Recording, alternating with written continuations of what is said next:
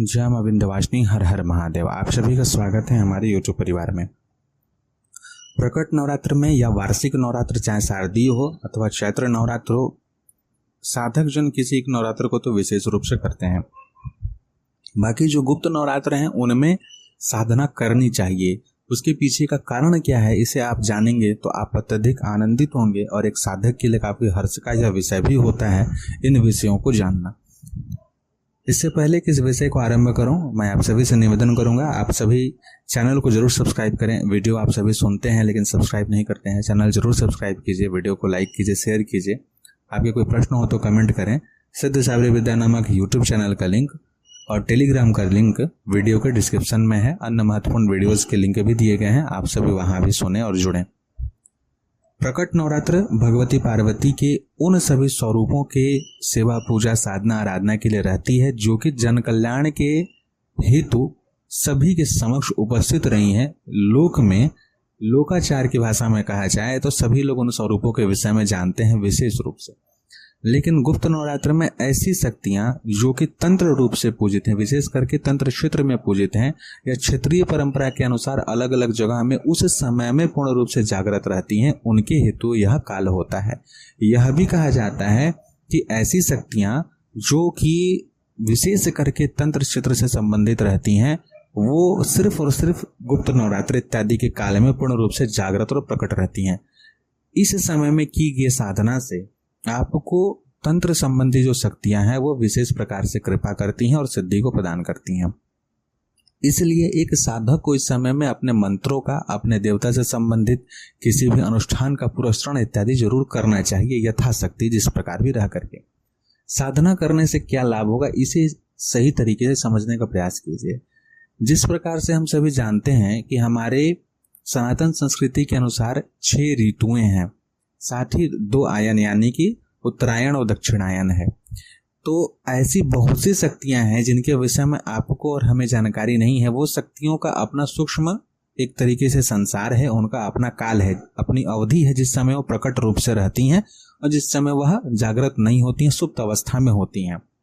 और यह जो चीज है प्रत्येक जितनी भी महाशक्ति हैं सभी के साथ लागू होती हैं। जैसे भगवती महाकाली को अगर लेते हैं तो महाकाली की पूजा विशेष रूप से हम लोग किस समय में करते हैं, दीपावली के समय में, यानी कार्तिक के मास में, जबकि कार्तिक का मास भगवान नारायण से संबंधित है। तो उस समय हम लोग विशेष रूप से भगवती महाकाली की पूजा दीपावली रात्रि इत्यादि को करते हैं। वह रात्रि ही काल रात्रि के नाम से विख्यात रहता है, उनके नाम से ही विख्यात है। लेकिन वो पूरा मास जो है वो तो नारायण से संबंधित है, कार्तिक का मास। तो ये एक सामान्य होते हुए भी इसमें तंत्रोक्त विषय का इसमें समावेश है। ठीक उसी प्रकार से गुप्त नवरात्र के समय में आपके जो भी अधिष्ठात्र शक्ति हो, जिनकी भी आप सेवा पूजा करते हो, उनकी ऐसी शक्तियां जो कि अपने ऋतु काल स्थिति के अनुसार जागृत हुई रहती हैं, उनकी पूर्ण कृपा के हेतु अपनी इष्ट की ही साधना उस समय में प्रत्येक साधक को जो गृहस्थ में हो उन्हें भी करना चाहिए। इस बात का ध्यान रखना चाहिए।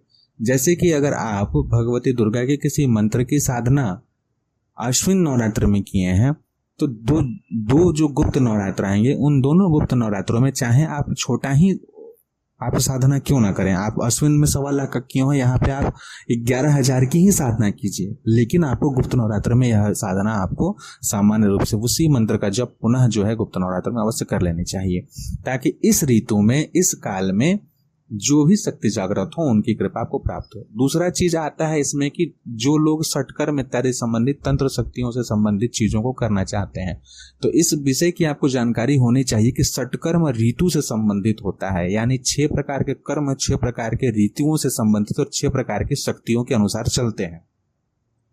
तो 6 प्रकार के ऋतुओं के अनुसार आप लोगों ने यह सुना है कि 2 गुप्त नवरात्र हैं, 2 प्रकट नवरात्र हैं, साथ ही 2 नवरात्र और आते हैं, एक को अघोर नवरात्र और दूसरे को शाकंभरी नवरात्र कहा जाता है।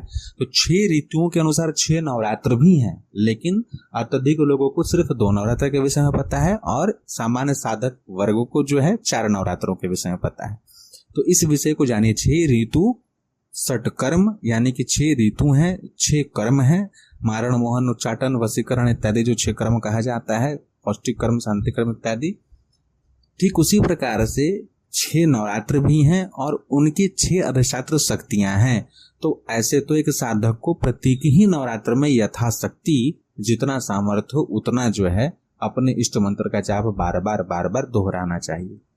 तो आपने जो भी साधना की हो, इसलिए ही यह आवश्यक हो जाता है कि गुप्त नवरात्र में आप जरूर साधना को करें यथाशक्ति, ताकि आपकी जो भी मंत्र शक्ति हो और उससे संबंधित जो भी योगिनी शक्ति, जो भी देव शक्ति उस समय जागृत हुई हो, जिनका वह काल हो, वो आप पे कृपा करें, ताकि जब कभी भी जिस कारणवश भी आपको उस मंत्र का प्रयोग करना पड़े तब आप पूर्ण विधि से उसका प्रयोग कर सकें और उसके प्रभाव को भी आप अपने जीवन में प्राप्त कर सकें।